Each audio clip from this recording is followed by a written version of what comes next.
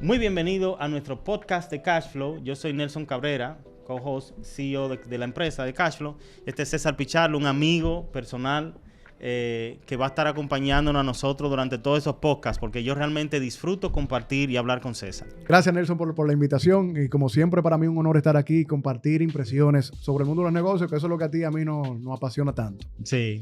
Bueno, hoy vamos a estar hablando de cómo se pueden crear un equipo para tu empresa exitoso. ¿Cómo tú creas un equipo exitoso? ¿Qué factores tienes que tener pendiente? Un ejemplo, cuando uno contrata personal, cuando uno arma un equipo.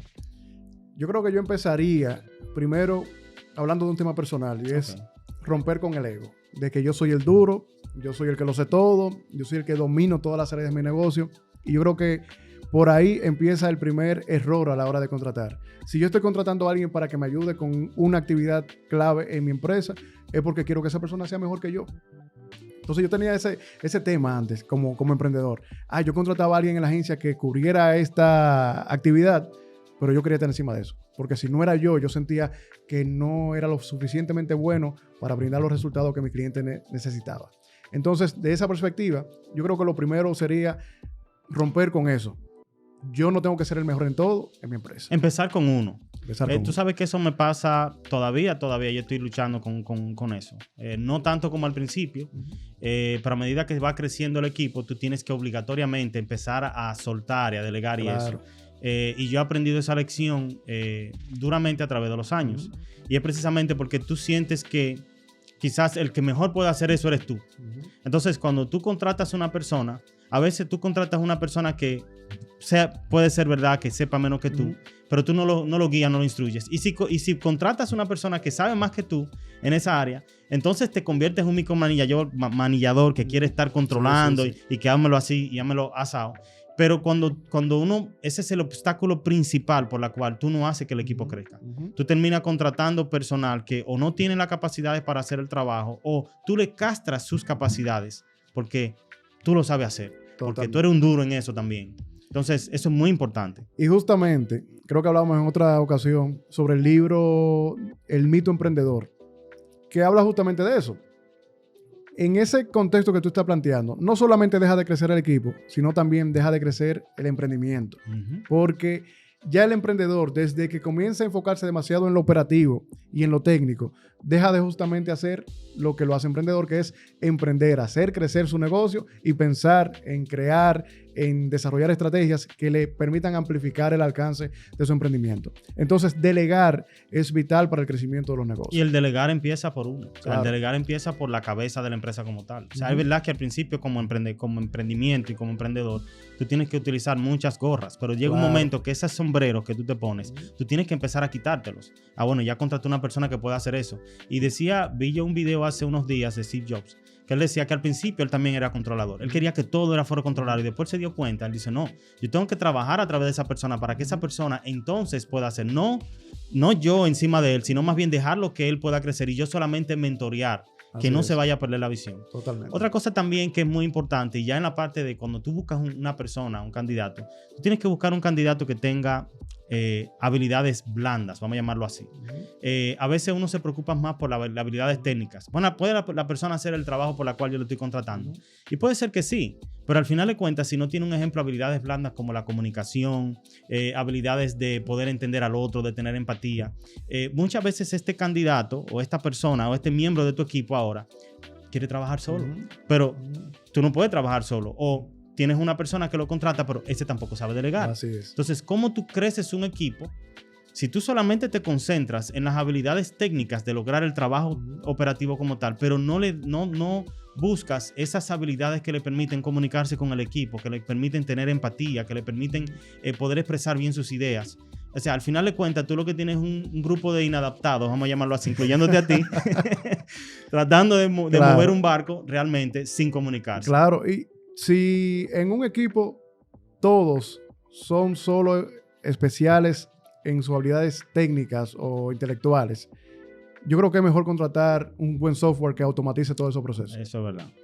Cónchale, necesitamos gente humana que realmente aporte esa magia que somos nosotros los profesionales, los humanos, los individuos, capaces de ofrecer en un emprendimiento.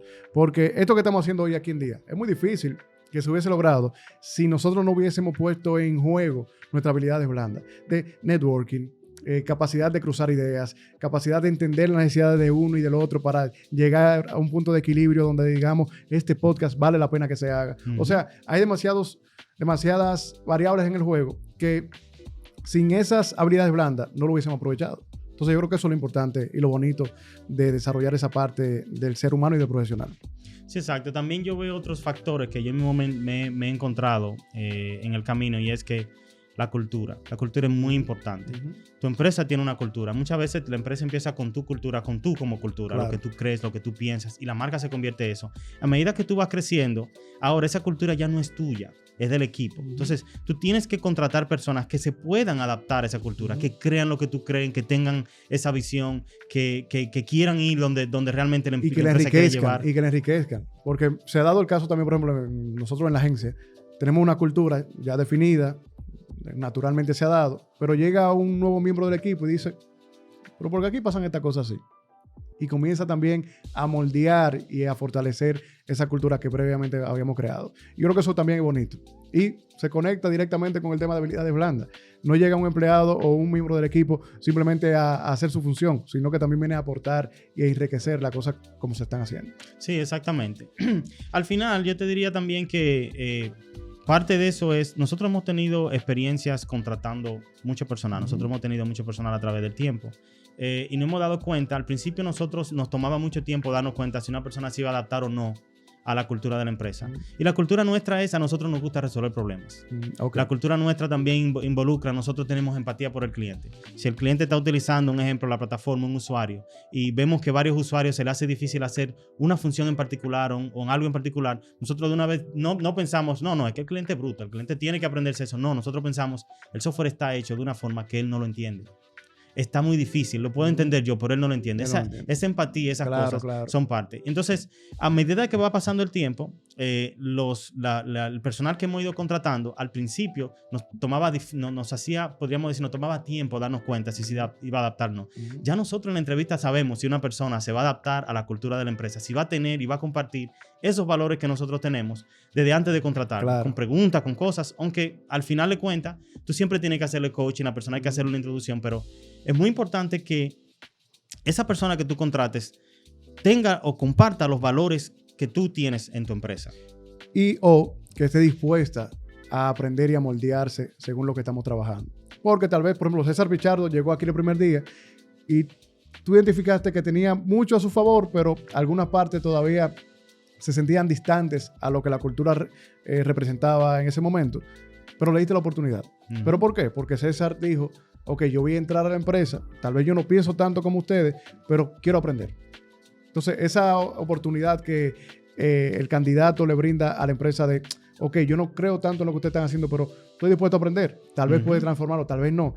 Pero yo creo que esa apertura puede dar acceso a muchas oportunidades también. Sí, la persona identifica la empresa y se emociona cuando ve ese tipo de cosas. Cuando las personas comparten o van a compartir los valores que tú tienes como empresa, como equipo, como marca, cuando él lo ve se entusiasma y hasta lo alega, wow, claro. Y aquí funciona así, wow, claro. y ahí tú te das cuenta realmente que ese candidato se va a adaptar bien a la empresa como tal. Correcto, porque el individuo también busca crecer.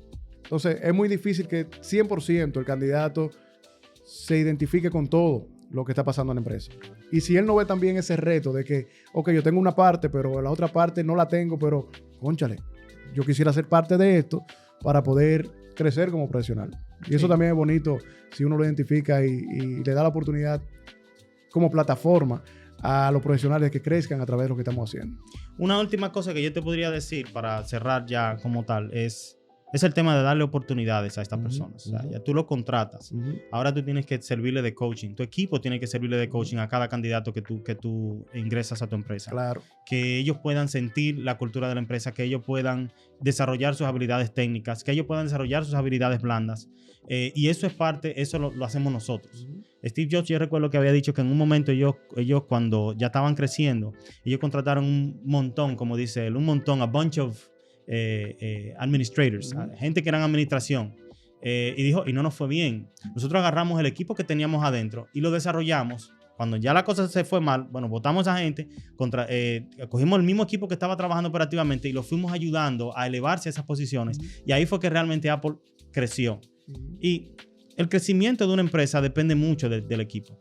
Claro, totalmente. Depende mucho del equipo. Entonces, ese básicamente es el trabajo. Tú saber identificar que comparta la cultura y tú poder hacerle coaching después que ya tú lo tienes adentro, que ya encaja con la cultura, que tiene las habilidades blandas necesarias para eso. Entonces, tú desarrollas todo lo demás que falte. Tú sabes que he leído estudios donde se demuestra que un empleado inconforme con el ambiente laboral se va más rápido por encontrar otro entorno mucho más favorable para el crecimiento que por salario.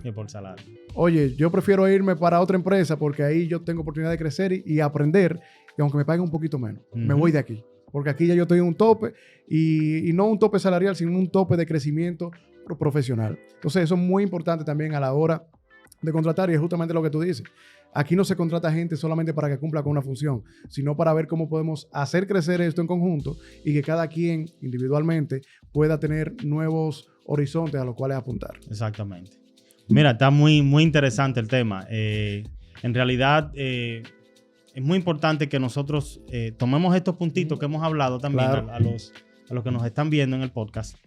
Porque si realmente quieres hacer que el negocio crezca, si realmente tú quieres que tu empresa crezca o tu emprendimiento crezca, tú tienes que tener eso pendiente. Tú tienes que, al momento de contratar y hacer un equipo, tú tienes que tener esos factores, porque si no, te pasa lo que nos ha pasado a muchos, que al final de cuentas hemos perdido mucho tiempo por quizás no haber tomado estos puntos en cuenta. Así que también déjanos comentarios si hay algunas otras cosas que usted entienda que también son factores que son muy importantes para crear un equipo exitoso. Nos lo puede dejar en los comentarios también para nosotros, no sé, evaluarlo también y tenerlo como parte de nuestro cociente, inclusive hablarlo en un podcast futuro. Claro que sí, claro que sí. Será hasta la próxima. Muchísimas gracias y seguimos en Cashflow, el podcast.